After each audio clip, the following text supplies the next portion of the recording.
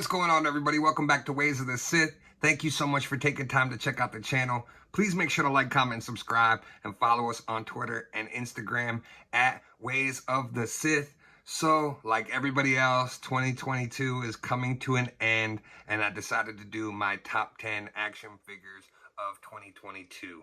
But before I get into that, I just wanted to take a moment to thank every single person that has liked any of my videos, watched any of my videos, subscribed to the channel, people I interact with on a daily basis between Twitter and Instagram and everything else. I started this channel in the summer of this year, and it's grown quite a bit since then. And I can't stress enough how thankful I am to meet all of these wonderful people from all over the world that love the same things that I do. So it's really been a lot of fun. Some friendships have formed out of it, and it's really been great. So before I even get into my top 10, I just wanted to take a minute to thank everybody. And as we go into 2023, I have some other things planned for the channel. Hopefully be able to start doing some live streams more often. I do need a new computer. Currently, I do everything off my phone, so I can't run StreamYard. That's the only reason why I haven't done any lives on my channel. I do jump on with Dude and Vern and some other people sometimes, so make sure to stay tuned for that. But like I said, just thank you guys so much for sticking with me and joining our little Sith squad here. All right, so before we get into the top 10, obviously, honorable mention. I wanted to include him in the top 10, but decided ultimately not to. But Galactus, the Conqueror of Worlds, the HasLab that came this year, simply incredible job by Dan Yoon, Dwight, Ryan, the rest of the Marvel Legends team. This has been one of my favorite things in my display now. It sits right on my shelf and overlooks my whole collection. So really awesome. It's not in the top 10, but honorable mention to include it. It was a HasLab. That's the only reason why I didn't include it in like the actual top 10. But simply amazing. Another honorable mention is something that I got for Christmas and I absolutely love, and it is the Lego Office set. The reason I did not include it in this list, it probably would have been honestly in my top 3. That's how much of an Office fan I am, and how much I love this set, all the Easter eggs, all the things included in it. But I wanted to limit this whole video to just action figures. So that's the only reason why this isn't included. But in my opinion, I cannot wait to build this and put this together. I will be doing a completely separate video breaking this whole thing down when it's all done. So make sure to stay tuned for the channel for that. And here are the other honorable mentions for top 10 figure of the year. Old Man Outback figured I did not plan on picking up whatsoever, but when I saw it in person, I could not refuse. The Rosario Dawson version of Ahsoka, this figure is incredible. I'm sure we're going to be getting an updated head sculpt with the longer Laiku and probably this poncho included for the Ahsoka show, which is going to be great. I'll definitely pick up that other version, but I love this. It looks great on the shelf. Fits in great with the original trilogy figures as well. So really awesome figure. The Dark Trooper in the back there, really great figure. Kind of caught me off guard. Was not expecting it to be as good as it was. My gripe with it was the fact that it was priced at where it was priced. It was not needed to be a deluxe figure. It didn't come with anything extra to warrant that other than it being slightly bigger. But it's a droid, so yeah, you're not going to get me with that, Hasbro. I got it on sale. I think I only paid $17.99 for the Dark Trooper, so I was very happy with that. Zorana, late figure that came, and she is incredible. Like, I love this version. I know everybody swaps her hair to the other version, but I like this look. In case you did not know, the masks from Zartan and the faces, they do fit on her face as well with the hair. So really cool. And in the back there is the Obi-Wan Kenobi Vader. Now, a reason he's not included in the list is because that's a custom head from Centerpoint Studios. But that figure has become my favorite figure on the shelf. Like, I have him front and center in the collection with the Inquisitors lined up behind him. It's got that break in the face to show Anakin. So cool. Such a great figure. I absolutely love it. So these are my runner-ups or honorable mentions. Now let's get into the top 10. So coming in at number 10, I am grouping all three of these figures together simply because some people got them at the end of 2021 last year. I didn't get mine until April of this year. Unfortunately, I guess with Amazon and stuff like that, they didn't get the figures in stock till much later. So I know some people had these on their top 10 last year. So that's why I'm putting them at the number 10 spot collectively here. These three figures really, I think, were the most improvement in the Black Series that we've seen so far. Them jumping to this overlay technology and starting to play with the fact of just making the body molds and then being able to add the overlay pieces to them to make different figures. I think that's a huge advancement in the line for Black Series, and going forward, as you'll see in some of the other picks that are Black Series on my list, it really is going to help the line move forward overall. So at number 10, I'm putting all three of these here. Incredible likenesses to everybody. Just great figures. They look fantastic on the shelf, and I'm so happy to have them. Coming in at number 9 is a surprise for me. When I ordered this, I really only ordered it for the different version of Timber. I love the white version. I thought it looked great.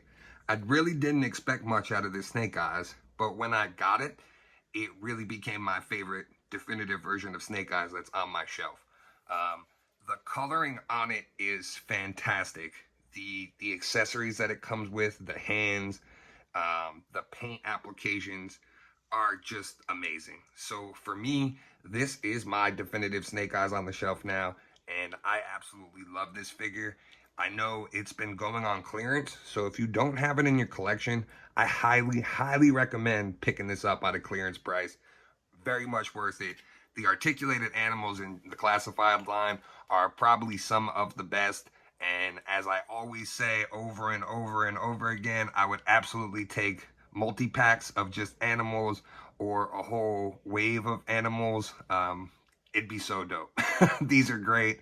More animals in 2023. But like I said, pick up this Snake Eyes if you can. It's fantastic. All right, so coming in at number 8 is the Spider-Man Renew Your Vows 2-pack from Marvel Legends. In my opinion, this is a fantastic set. Another one that's currently on sale. Very cheap compared to the original price. So if you can get this, I would highly recommend getting it. In my opinion, it's the best Spider-Man they've ever done in Marvel Legends. That toe articulation, the double waist with the ab crunch and the ball joint, fantastic. The fact that he can pose and balance on one hand or in this pose and really crouch down is fantastic.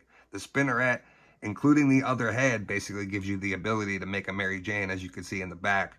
I use the Moira McTaggart body, a vest from Kira from Black Series, and the Miss Lion. So simple, easy kit bash, but looks great on the shelf. I'm probably going to pick up the Sharon Carter that just came out. I'm waiting for her to go on clearance, so then this way I can swap the Mary Jane onto that body. I think that'll be really cool, giving her like the trench coat with the sweatshirt underneath, and then having her in like long pants. It'll be a better figure to stay on the shelf and balance, because those heels and these legs on this figure aren't the greatest. But the Spinneret and the Spider-Man, absolutely fantastic. Amazing figures. They look great on the display. Hopefully we get Penny at some point. It would have been great for them to include her in it, but at number 8, it's this 2-pack. And coming in at number 7 is the retro-carded, cel-shaded Spider-Man. Doing Spider-Man back-to-back, and the only 2 Marvel Legends on this year's list. This Spider-Man was well needed. The last one goes for currently over $100, I think $120 and up. So good luck finding it if you do not have it in your collection. I did not have a retro-carded Spider-Man in the collection, so I cannot stress how happy that I am that this actually got shipped by Walmart and wasn't canceled and wasn't folded in half by them. I absolutely love this. Absolutely love the retro-carded line. I keep it mock, but for me, this figure was just that good. All right, so at number 6 is the Death Watch Mandalorian. And I know a lot of people are probably scratching their heads saying, why the Death Watch Mando? And as you can see with Axe Wolves here, this Death Watch Mando is going to be a very important figure in the Black Series line going forward into 2023. We have Season 3 of Mandalorian come out. We already saw in the teaser that there's all kinds of different Mandos and different colors and different armors. And this Mandalorian allows them to do that. So by doing this rubber overlay system, it's going to make it very easy to change out the armor, change out the colorway, and give us a whole new figure. I mean, take Axe Wolves, for example. It is the same figure, but it's a whole new upper overlay piece and a new belt, and it looks like a whole new figure. So really, really fantastic. Going forward, this is really going to help the line. So that's why it's on my list. So coming in at number 5 is G.I. Joe Classified Sergeant Slaughter. This figure is simply incredible. The fact that it comes with its own Sarge on card is just amazing to me. Like I said, I would have loved if it would have came with the G.I. Joe Championship belt and if it would have came with this sidearm attached to him instead of the rifle. I added the sidearm because I felt like it was something that was missing from the character. And the fact that the rifle, there's no way to attach it to him. There's no peg and there's no strap. So kind of pointless. I just replaced it with the sidearm, and Sarge looks awesome. I have him posed right in front with my whole Joe squad, and just looks amazing. So highly, highly recommend picking up Sarge at number 5. Number 4, no surprise, another G.I. Joe Classified, and this time we have the Crimson Guard. This figure is amazing. Everything that the figure comes with attaches to the figure and stores on it. They just look amazing on the shelf. I have Tomax and Zaymont with them. I have Serpentor with them. They look great, and I need to get more of them. That's where I'm at. They haven't started to show up in stores yet. Amazon keeps getting them in and out of stock, so if you're looking for them, keep checking Amazon. But they should start popping up in stores soon, and I guarantee once you get this in hand, you're absolutely going to love it. So, number 4, G.I. Joe Classified Crimson Guard. Coming in at number 3 is the Hasbro Selfie series. And I know you're probably looking at this saying, wait, that's not the Selfie series figure. Well, it is my Selfie series head. I kit bash my own body for it. Currently, it's on this buck. I will probably mash up something else down the line too. But for now, this is what Sithy looks like on the Hasbro Selfie series. So really, really awesome figure. I put it at number 3 because of the possibilities. So I know not everybody's head sculpt came out great. I know a lot of people were unhappy with the way some of them turned out. But if you were happy with your scan and you submit it and you got the figure and you're happy with the way the head sculpt came out, you do not have to keep it on that stock body that it comes on. You can kit bash any body you want and basically create your own character. And that's why, for me, it's at number 3. I know some people know customizers and people who will do the heads for them. I don't. So for me, paying the money to get a sculpt of me and then being able to have it on my shelf is just irreplaceable. It's really cool. I take a lot of pictures. I've played with this a lot this year. It's just really, really amazing, and I'm so happy to have it. It's just something that will always be on my shelf and will always be of me. So really, really cool. Number 3, Hasbro Selfie series. At number 2, I decided to group these two together. Not only are the characters associated with one another in the comics, in the TV show, but they came out in the same line. And for me, these are the 2 figures that really got me into G.I. Joe Classifieds. I was not collecting the line prior to this year, but when this wave came out and I started seeing reviews of these figures, I immediately ordered them on Amazon, got them when they came out, and this kickstarted me into the G.I. Joe Classifieds rabbit hole. Storm Shadow, all the accessories, all the posability. I feel like this wave was the start of putting G.I. Joe way ahead of all the other brands at Hasbro. The articulation, the posability, the accessories that came with these really sold me on these figures. Not only to have Native American representation in the line, but to have 2 of my favorite characters come out at the same time. Yeah, I was all in after that.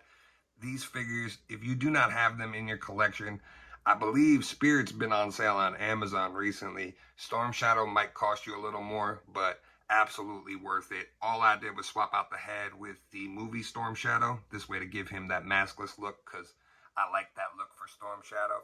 But otherwise, these figures are simply incredible and must-haves in the line. So at number 2, G.I. Joe Classified Spirit and Storm Shadow. Coming in at the number 1 figure of the year is G.I. Joe Classified's Hasbro Pulsecon Serpentor.